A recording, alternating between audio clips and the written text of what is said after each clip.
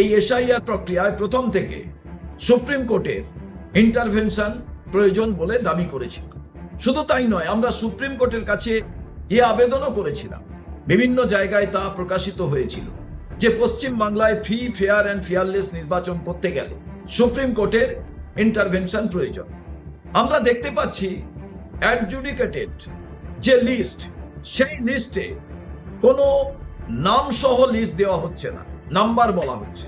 কেন এই গোপনীয়তা? কেন? আবার অনেকে এই লিস্ট নাম বিভিন্নভাবে তাদের মতো করে বলছেন। কারা এই লিস্টটা পাচ্ছেন? কেন্দ্রীয় সরকারে যারা আছেন, রাজ্য সরকারে আছেন, তারা কি পাচ্ছেন?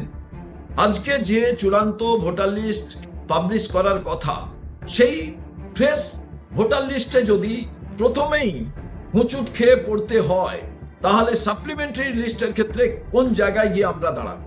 আমরা দেখলাম চিফ মিনিস্টারের বিধানসভা কেন্দ্রের মধ্যে মৃত ভোটারের নাম আছে, যুগ্নু বাসফর নামে এক ব্যক্তি, যেটা আমাদের কাছে ইতিমধ্যেই এসেছে।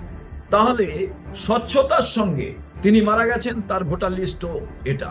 তাহলে স্বচ্ছতার সঙ্গে যদি নির্বাচন কমিশন সমস্ত কিছু করার কথা যে বলছেন, কোথায় সেটা?